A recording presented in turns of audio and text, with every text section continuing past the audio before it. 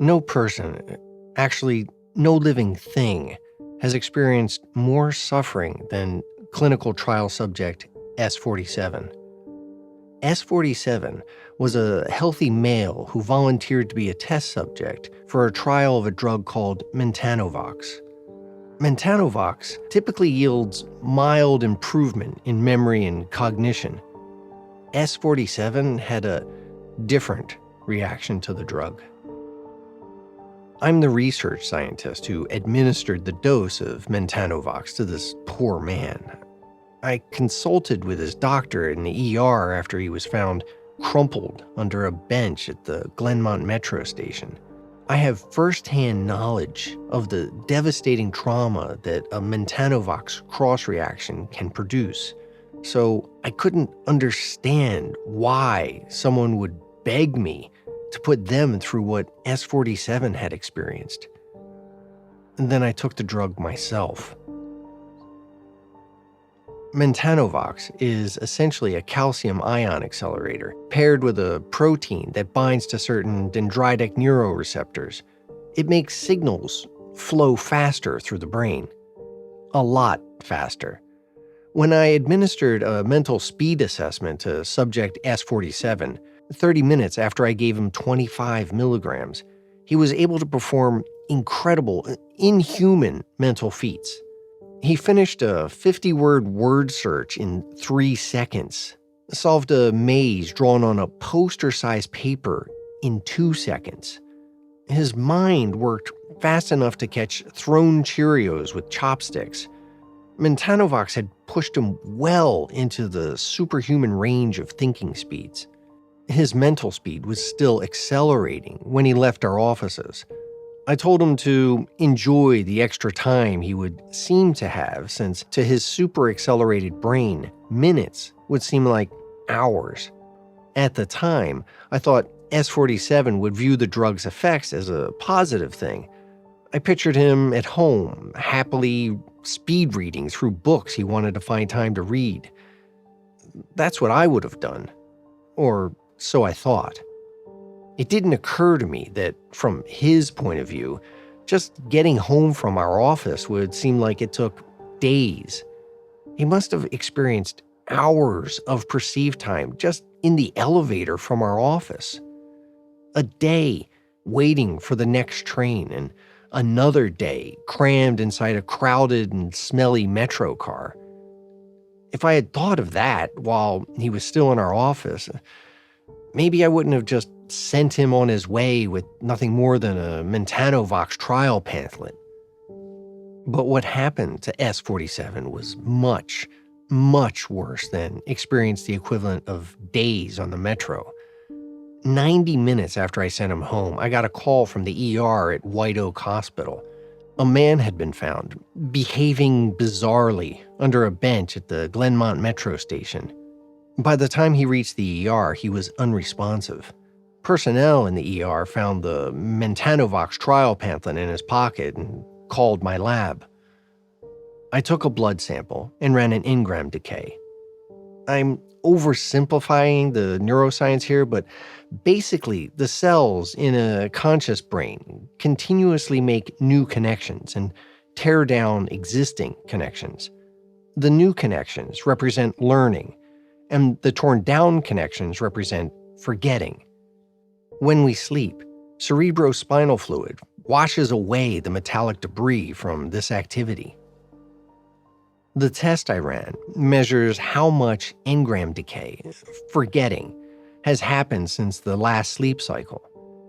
Engram decay is a good way of measuring the equivalent duration of consciousness, how long a patient has perceived they've been awake.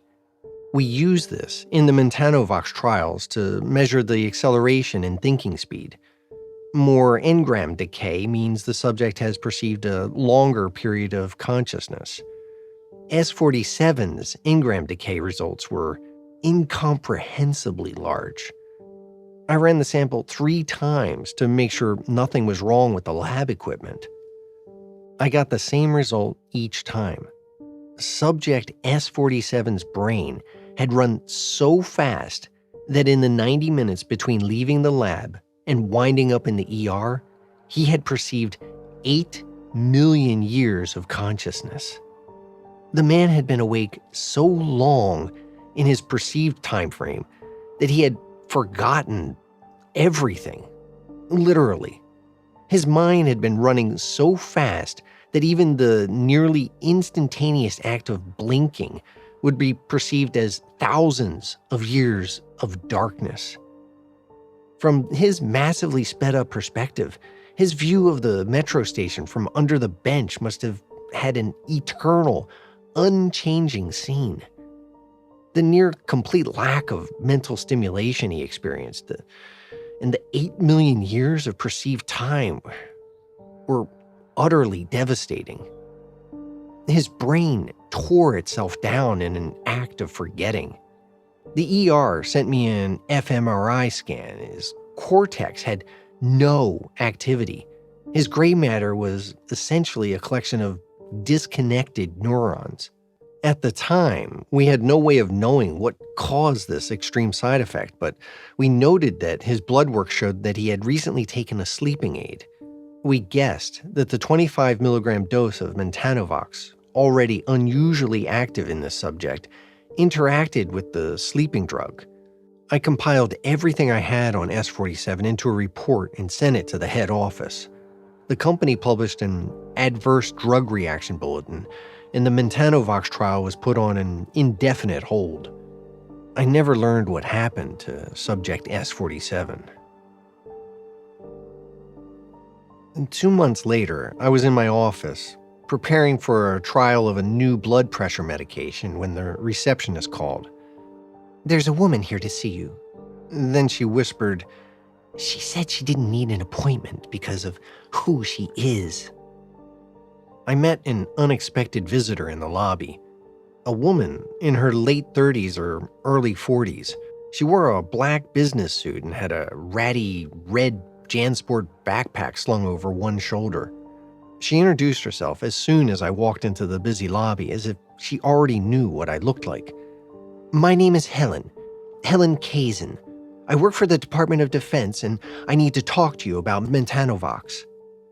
As soon as we got to my office, she pulled a stack of papers from her backpack and dropped them onto my desk. It was the Mentanovox Adverse Drug Reaction Bulletin. "I need you to do this to me." You want me to induce the worst adverse drug reaction I've ever heard of in you on purpose? The bulletin says that a high dose of flumazenol could potentially reverse the reaction. I want you to induce the adverse Mentanovox reaction in me, and when I give the signal, administer flumazenol to slow my mind back down. The bulletin says potentially, could potentially. That's 2 weasel words in a row. The bulletin has a mandatory future research section that they needed material for, so they put in the only wild-ass idea they had. In reality, nobody knows how to prevent, induce, or reverse this reaction. I'm okay with uncertainty. Why would you do this to yourself? For what purpose? Science. I want to watch someone die with my own eyes in extreme slow motion. I thrust the bulletin back at her. Whoever you are, Miss Kazin, your idea of what science is and mine are profoundly incompatible. I won't help you destroy your brain. I won't participate in what sounds to me more like a satanic death ritual than clinical research. 6 weeks later, I found myself escorted through security in building G164 at Aberdeen Proving Ground. My escort? Dr. Helen Kazin. Those 6 weeks opened my eyes to what a truly well-connected person can accomplish, no matter how demented their goals. Dr. Kazin had somehow gotten a national interest exemption to the Mentanovox ban. I received the original document signed by the director of the National Security Council herself. Frankly, until then, I didn't even know that there was such a thing as a national interest exemption to a restricted drug. Helen had also somehow influenced the directors of the huge pharmaceutical company that developed Mentanovox. The CEO phoned me and asked me to participate in Dr. Kazin's important experiment. I asked her if she knew exactly what Helen was doing. I have no idea. I don't care. Just give her whatever help she needs. Any questions?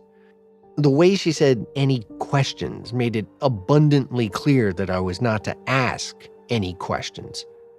Of course, I did have questions. Why do I have to participate in this was at the top of my list, but I already received a counseling letter from HR complaining about my lack of judgment for letting S-47 go home while he was still in the grip of Mentanovox. I felt pressure to lay low and go with the flow, and that's exactly what I did. Helen met me in the lobby of the massive office building on the military base. When she visited me at my office, she wore a black business suit. Today, she was wearing a white lab coat with Kazan embroidered above the pocket. "Thank you for coming. I trust you have the drugs?" I showed her what I brought. A 100 milligram vial of Mentanovox HCl. She had requested the Mentanovox be compounded into an injectable form, and a box of Ambien pills.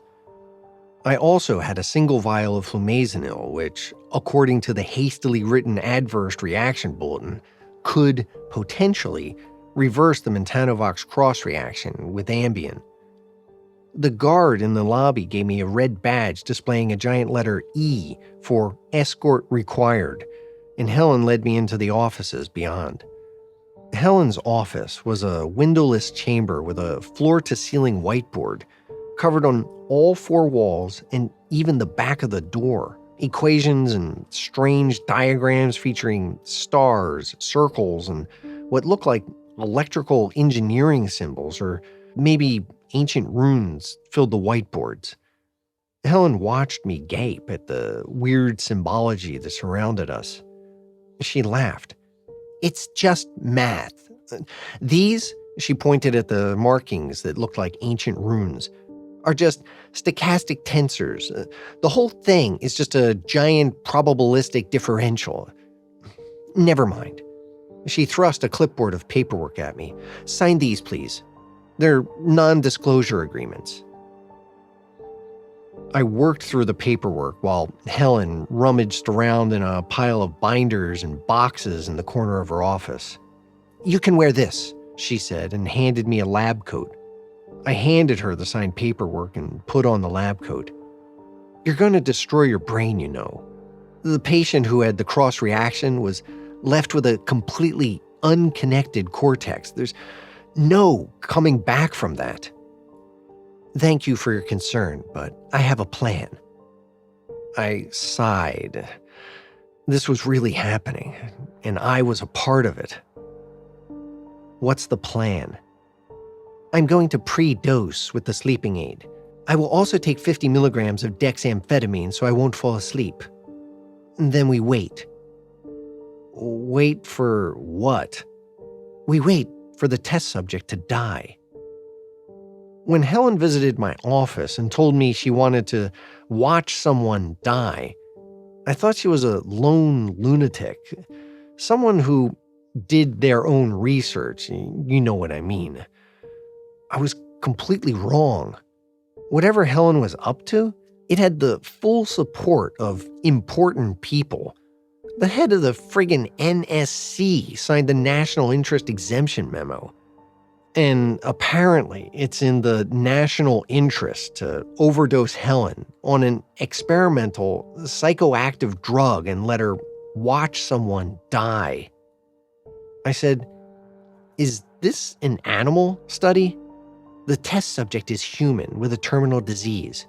He volunteered to participate in this experiment." She turned to her desk and sorted through a stack of papers and folders. She found what she was looking for and handed me a green folder. We have institutional review board approval for this. I know it's a little unusual, but everything we're doing today is approved. I remember telling Helen that her experiment sounded more like a satanic death ritual than legitimate science. Now, in Helen's office, with the walls full of strange mathematical symbols and diagrams of stars inside of circles, the same thought again occurred to me. Despite all the trappings of authority and approval, I could not see how this ludicrous experiment was legitimate science. The phone rang. Helen answered it with a terse yes. Whoever was on the other end of the call spoke briefly. "We will be right there," Helen said and hung up the phone. "We have to go to the capture chamber. I will explain the plan in more detail when we get there." We marched out of her office, and Helen in the lead. We wound through the halls of her second-floor office suite, then into the stairwell. We descended 10 floors through fire doors at the bottom of the stairwell and then into another security vestibule. More checking of IDs, more signatures on sign-in sheets, and I put my phone in a small cubby. I was given a second badge that read, "Detain and blindfold if unescorted." Then we passed through a glass-enclosed, one-person-at-a-time man-trap and into a long corridor. I read the signs on the doors we passed. Some were normal basement corridor sorts of things. Electrical, custodial closet, HVAC. Then the signs got weirder. Pharmacy, theology, hospice. We stopped at a door fitted with a small sign that said, "Capture Chamber." Helen entered her code into the keypad lock. I heard the lock click open and I had a sudden flash of fear. Panic, almost. The feeling was more of a strong distaste for whatever Helen was doing. I sensed that whatever was behind that door was wrong. Not just ethically wrong or scientifically misguided, but cosmically wrong and dangerous. Helen held the door for me, and I entered the room in which I would spend the next 120 years. The capture chamber was a gigantic space, like a Walmart with all the shelving removed. A flawless white tile floor reflected the ranks of hundreds of fluorescent lights that hung from the ceiling, 50 feet above us. A hospital bed was positioned in the center of a raised circular platform in the center of the room. Even from the door, a good 150 feet away, I could tell there was a patient in the bed. A vital signs monitor stood to the left of the bed. A man sat in a metal folding chair on the right. The platform was surrounded by heavy machinery. Huge cams mounted on shiny stainless steel shafts were linked to a maze of interlocking rails that surrounded the bed platform. A tangle of brightly colored cables wove through the equipment like tree roots or capillaries, giving the apparatus the look of something organic. Another raised platform stood outside the ring of machinery. Instead of a bed, this platform held a black leather reclining chair that was oriented so that whoever sat in it could observe the test subject. At least 24 computer monitors were mounted on a metal frame surrounding the chair. Helen led me to this second observation platform. "The test subject," she pointed at the patient in the hospital bed, "stopped oral intake 6 days ago and lost consciousness 36 hours ago. We are monitoring his respiration and mandibular movement. We believe he will die in the next 2 hours." "Who is the man sitting next to him?" "That's his son. Our protocols specify that the terminally ill test subjects must be comforted by one family member. Because both test subjects and family member must have top secret clearance, finding test subjects that match the protocol criteria is quite tedious." Something about the way she said this suggested she thought having a family member present was a waste of resources. We climbed a short flight of steps to the observation platform with the leather chair. The chair faced the center of the platform with the hospital bed where the test subject lay dying. Two huge mounting stands holding a dozen computer monitors each stood to the left and right, framing the view of the hospital bed. The monitors flashed and flickered patterns that appeared to be random noise. Helen walked to the leather chair and I stumbled behind, slack-jawed, trying to make sense of this bizarre experiment or whatever it was. Helen continued to talk to me, oblivious to my confusion. I'm going to pre-dose with Ambien and dexamphetamine now. The dexamphetamine will counteract the Ambien, so I should have no problem staying awake. We will wait until his respiration slows to 6 breaths per minute. Then you will inject me with 40 milligrams of Mentanovox. She sat in the chair, a surprisingly ordinary reclining armchair. Please put the drugs here. She gestured to a small table to her right that held a tall glass of water and a prescription bottle labeled dexamphetamine. Bolted to the left arm of the chair was a gray metal box that held a small garden of switches and lights. A large red mushroom-shaped button labeled Dose Now stood above the others. Once the test subject dies and I have observed what I need to see, I will press the Dose Now button and you will immediately inject me with 200 milligrams of flumazenol. She pointed to her left shoulder. A small square of fabric had been cut out of the lab coat, exposing her shoulder. This is where you will inject the Mentanovox. You will inject the flumazenol directly into my neck. I will need it to act as rapidly as possible. Helen, did you actually read the bulletin about S-47? He perceived being conscious for 8 million years. His mind was gone when he got to the ER, completely devoid of cortical connections. His suffering was unimaginable. I've done the math, she repeated testily. With the dosage I'll receive, I expect to experience only 300 to 500 years of consciousness. It should be a nice break, frankly. A nice break? Nice. 500 years. Years of just sitting in this chair watching a corpse while these monitors flash noise at you? These monitors are displaying reading material. That one, she pointed to the upper left monitor on the right side bank of crazily flashing screens, is displaying Wikipedia pages at a rate of 500 per second. The one next to it is scrolling through 20,000 works of English literature at 500 pages per second. And so on for the rest of the monitors, news archives, science publications, social media, and so on. We bought special monitors with a 500 hertz refresh rate just so we could display the information fast enough. I stared at the 2 banks of flashing screens. I couldn't perceive anything but painfully bright flickering.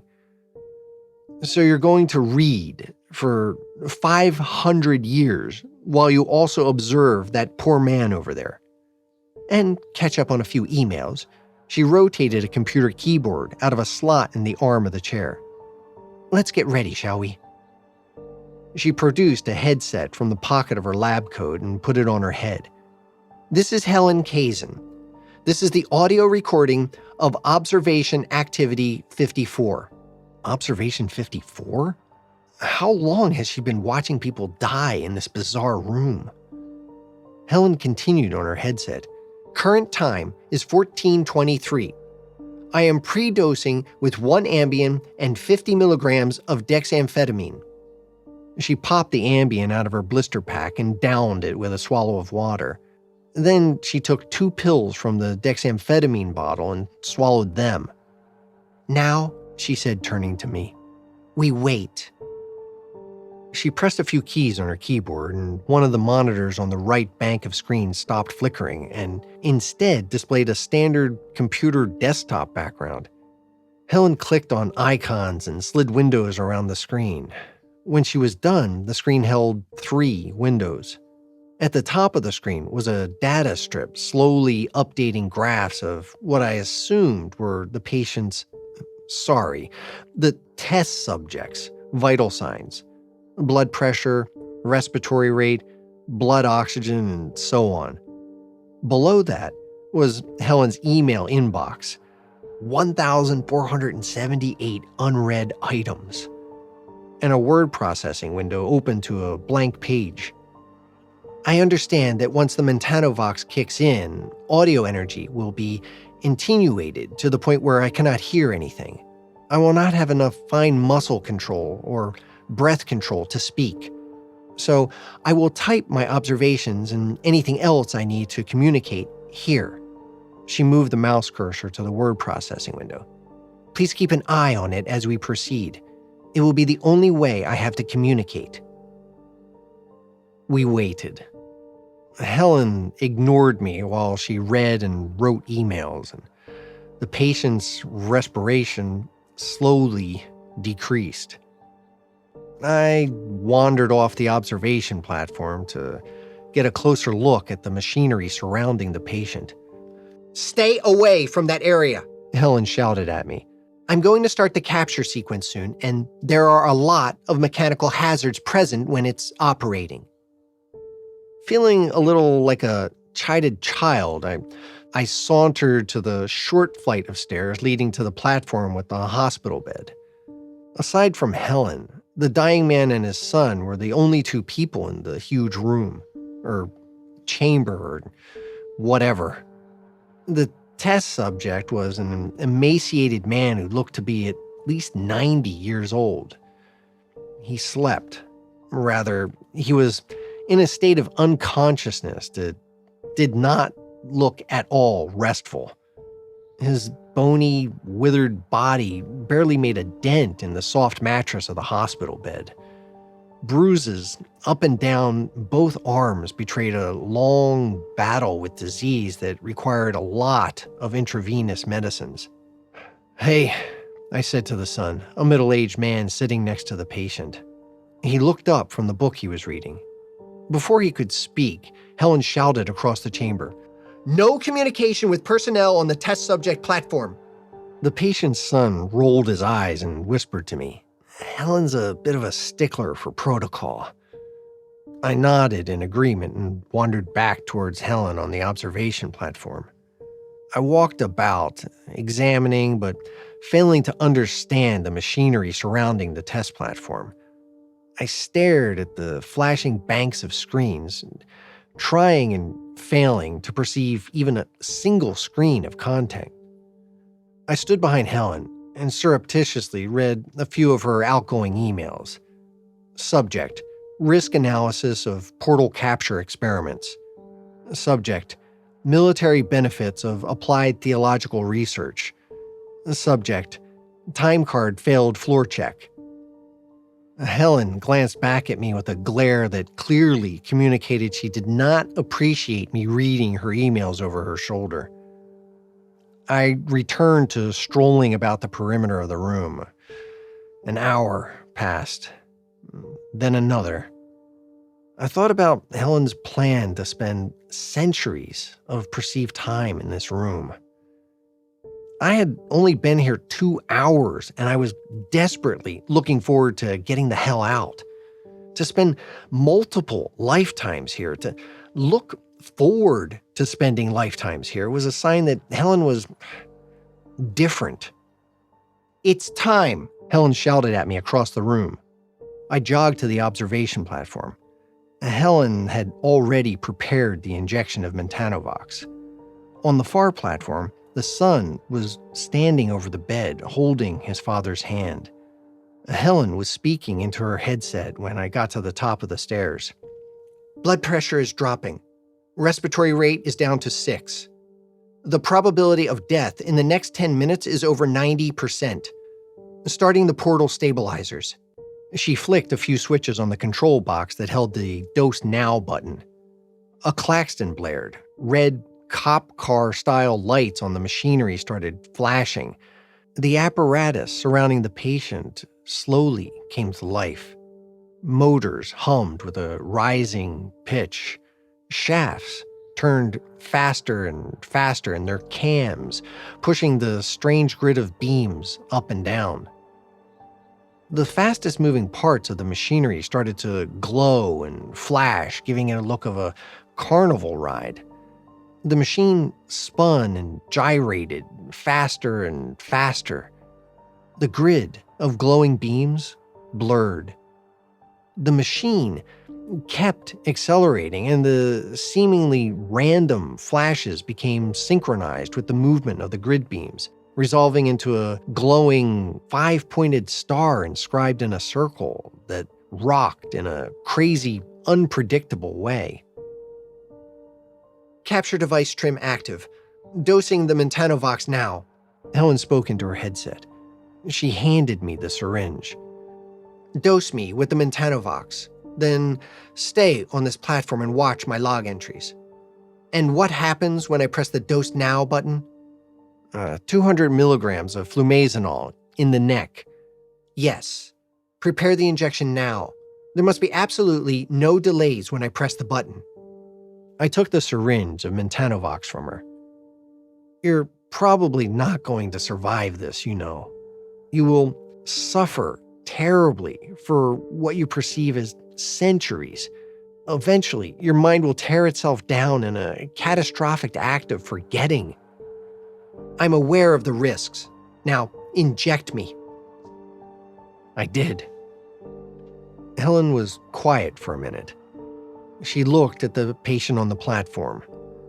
She stared at the flashing computer monitors. Then she snapped her head to face me and said, I think it's starting to take effect. She blurted the words out almost too fast to hear. Your perception is definitely accelerated, maybe about 10 times faster. Helen turned away from me so fast that she almost fell out of the chair. She darted her hands to the computer keyboard and typed. The key presses sounded more like a drum roll than a human using a keyboard.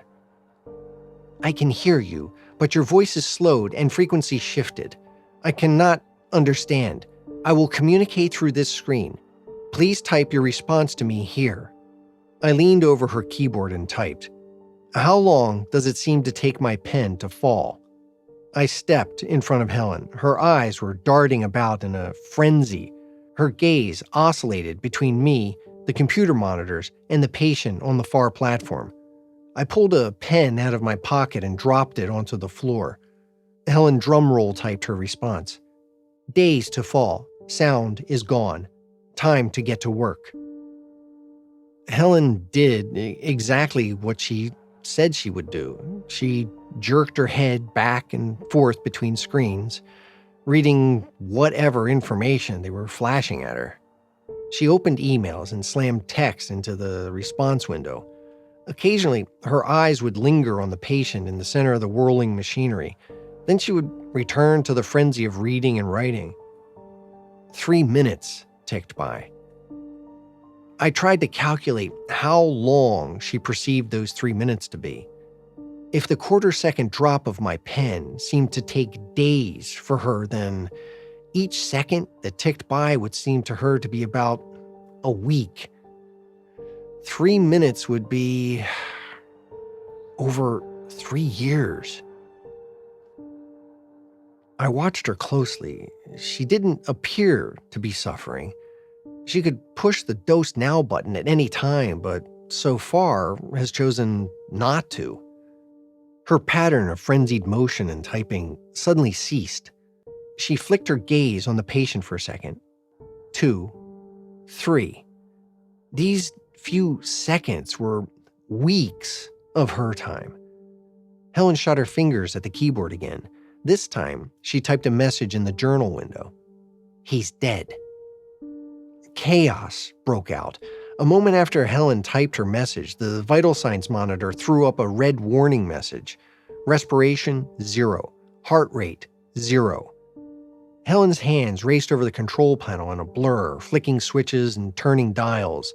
The churning, satanic carnival ride of a machine came to an abrupt stop with a screech and a bang. The floor shook as the foundation of the building absorbed the forces involved in bringing tons of spinning and thrashing metal to an instant stop. The circle and star shape glowed brighter than ever, held fixed at a strange angle by the frozen machine. In the same instant, the patient's son screamed in pain and fell to the floor. No, it wasn't that simple. I looked closer and I saw that he didn't fall. His legs collapsed under him, bent like they were made of rubber or melting plastic. His legs continued to melt until his torso sat on the platform in a pool of red goo.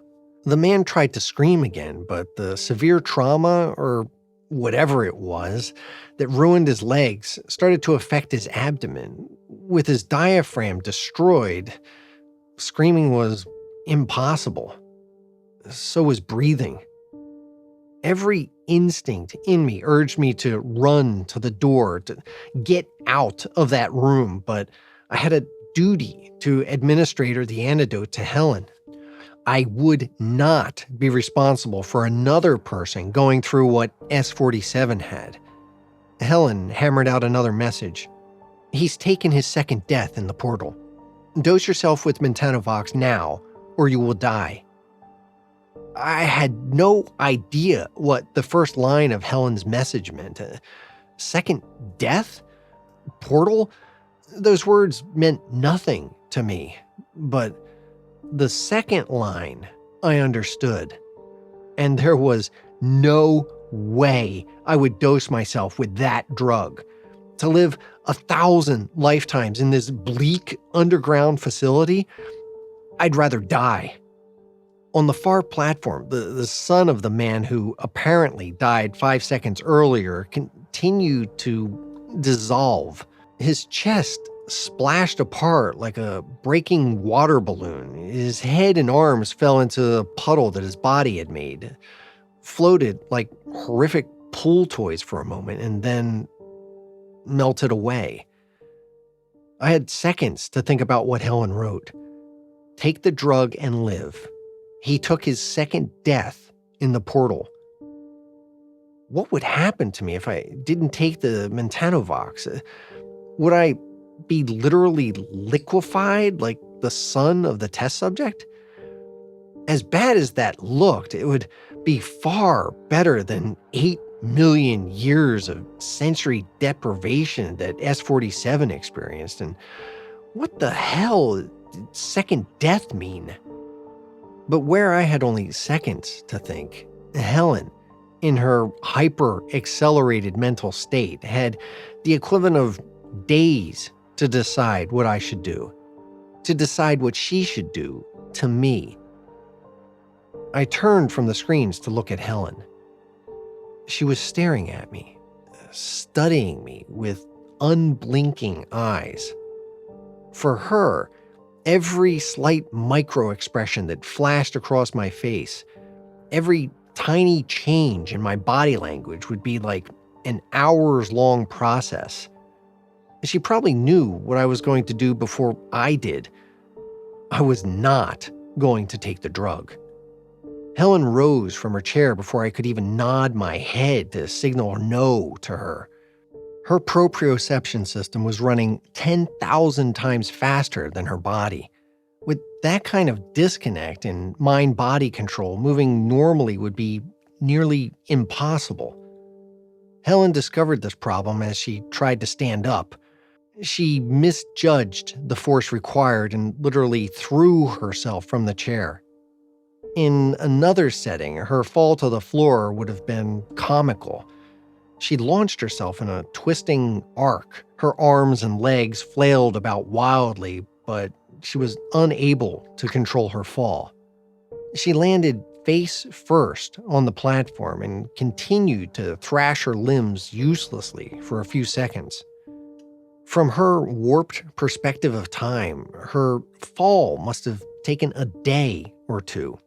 These futile efforts on the floor occupied a week of her time. Whatever else Helen may be, it's pretty clear that she's smart as hell. She can figure stuff out and learn quickly. That's exactly what she did on the floor. She froze and then methodically began moving one limb at a time. She lifted one leg, then let it drop. She brought her other knee to her torso. She pushed herself up onto her left elbow. She steadied herself with her right arm. Then she rose. For a moment, I thought she was going to fall again, but her movements this time were more controlled, purposeful. She learned how to move under the influence of Mentanovox. Blood ran from her mouth and nose where she smacked her face on the floor. She glanced at the far platform. The test subject's son was still busy liquefying. Then she turned towards me. Her movements were more like a bird's than a human's. A sequence of blindly fast motions punctuated by short intervals of motionlessness. She moved sideways with a lurching twitch and grasped the syringe and the vial of Mentanovox from the table next to her chair. Her eyes continued to burn into mine as she stabbed the needle through the seal on the vial and filled the syringe. No! I knew shouting was useless because she couldn't hear, but fear had decoupled my mouth from my brain. Panic and terror replaced all other thoughts. I turned to run. I started to turn away.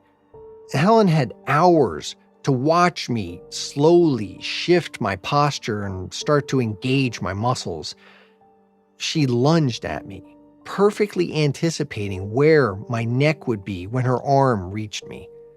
For her, physical struggle must have been an intellectual activity like chess, and not a physical endeavor like fighting.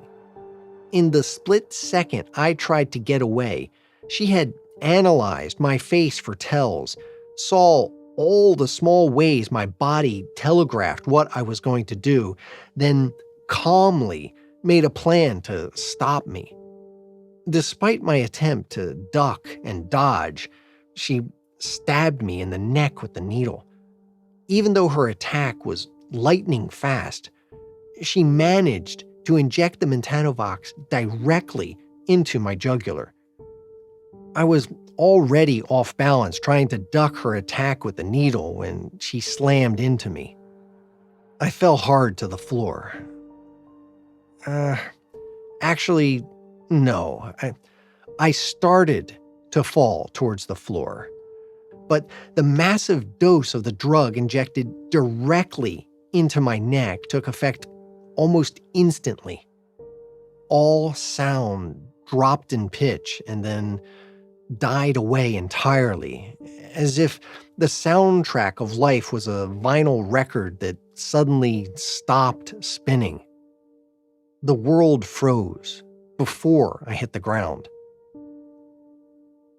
In one instant, I was struggling like mad to get away, and in the next instant, I was frozen in mid-fall, like a bug fossilized in amber.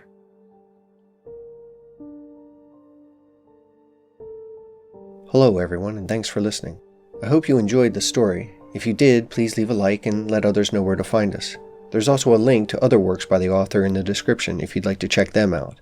If you have any story suggestions, please leave them in the comments below or send us an email in the description. If you don't know what to comment, write, "There's no word for the word I want to say."